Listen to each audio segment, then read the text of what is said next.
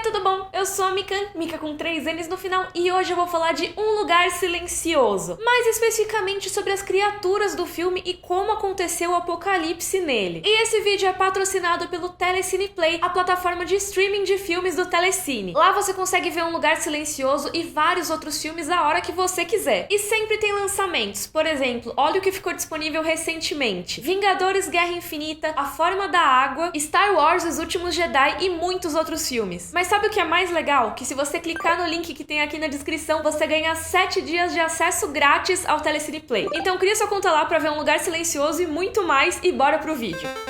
Antes da gente começar, eu queria que, caso você já tenha visto Um Lugar Silencioso, você deixe aí nos comentários as suas teorias pra como vai ser o segundo filme. Porque sim, caso você não saiba, vai ter um segundo filme de Um Lugar Silencioso em 2020. E caso você não tenha assistido ainda, o que é Um Lugar Silencioso, brevemente? Ele é um filme de terror pós-apocalíptico, dirigido pelo John Krasinski e lançado no ano passado. E exatamente desse apocalipse das criaturas que a gente vai falar nesse vídeo. O interessante é que, ao contrário de vários filmes apocalípticos que se passam muito no futuro, daqui a pelo menos 50 ou 100 anos, a história de Um Lugar Silencioso se passa em 2020. E os eventos apocalípticos em si aconteceram um pouquinho antes disso, então realmente é uma coisa muito próxima da gente, já era até pra ter acontecido. E o que rola no filme? Tem criaturas que chegam na Terra e começam a atacar tudo ou todas as pessoas que fazem barulho. Isso faz com que grande parte da humanidade seja dizimada. No filme a gente acompanha a história de uma família que tá tentando sobreviver nesse cenário, e o mais complicado é que eles estão esperando uma outra criança, ou seja, a mãe tá grávida. Uma coisa legal de Um Lugar Silencioso é que o John Krasinski, ele optou por fazer um filme sem muita exposição, sabe? Sem muita explicação do que aconteceu. Muito da explicação que a gente vai ter nesse vídeo é coletando alguns sinais que o filme dá pra gente ao longo da história, também algumas coisas de jornais que aparecem, ou até de entrevistas que foram dadas fora do filme. Para fazer Um Lugar Silencioso, o Krasinski teve várias inspirações em filmes clássicos de terror e de suspense. Ele citou, por exemplo, os filmes do Hitchcock, mas também alguns clássicos, por exemplo, como Tubarão e Alien, também Onde os Fracos Não Têm Vez e Sangue Negro e Sinais do Shyamalan. Agora vamos pra parte apocalíptica mesmo. Como que isso aconteceu? Como que do nada tem criaturas atacando todo mundo que faz barulho? Não foi bem do nada. Antes dessa treta toda acontecer, caiu um asteroide na Terra, o que em algumas histórias já seria o suficiente pra destruir a humanidade, né? Nesse caso, o asteroide caiu no México e ele teve a força de uma bomba nuclear, ou seja, já foi bastante devastador. É depois dessa queda do asteroide que começam a surgir as criaturas, que são chamadas pela população de anjos da morte ou anjos da escuridão. E assim, existia um certo tempo entre a queda do asteroide e o apocalipse como a gente vê no filme. Demorou alguns meses para elas se espalharem pelo mundo todo e devastarem a humanidade. E a humanidade tentou reagir nesse meio tempo. A gente vê alguns jornais espalhados ali no porão da família, dando orientações de como sobreviver a essa ameaça. Não só a população geral, mas os militares também tentaram enfrentar. E, como a gente sabe no filme, sem sucesso. Tem um jornal que mostra que no final de novembro de 2018 já tinha milhares de mortos em Xangai, por exemplo. Ou seja, de alguma maneira, depois de um asteroide cair no México, as criaturas já conseguiram chegar na China em questão de pouquíssimo tempo. Tem também manchetes sobre os militares que foram dizimados pelas criaturas. E é nesse momento, mais ou menos, que o mundo começa a cair, lá pro final de 2018. Isso porque as forças militares dos Estados Unidos, as mais poderosas do mundo, né, ou pelo menos entre as mais poderosas do mundo, foram derrotadas. E um momento muito legal pra gente ver e ir pausando ao longo do filme pra ver como que aconteceu esse apocalipse é quando mostra a lousa ali do porão, porque lá são mostradas as cidades que foram atacadas e quando. E assim, tem Londres, Bogotá, Moscou, Boston, e o mais louco é que tem escrito assim: não há padrão, ou seja, qualquer cidade podia ser atacada a qualquer momento. E talvez até por isso que os exércitos não tenham conseguido dar conta, porque eles não tinham como prever onde seriam os ataques, e até eles se locomoverem pro lugar eles já estavam em desvantagem. E é nesse momento que os fãs ficam muito loucos. Lembra que eu falei? Se um asteroide caiu no México, como que tem esse ataque na China tão rápido? Como que os ataques aconteciam entre cidades, entre países diferentes, assim, do nada, sem nenhuma maneira de detectar antes? Uma das teorias é que quando aquele asteroide caiu, as criaturas estavam em um formato de larva, e aí elas conseguiram se espalhar pela América do Norte antes de fazer os ataques. Então, quando elas realmente atacaram em vários pontos diferentes e muito rápido, as pessoas pessoas não tiveram tempo de perceber o que estava acontecendo e se organizar para proteger e se salvar. Eu acho que antes da gente pensar em larvas e como elas se espalham,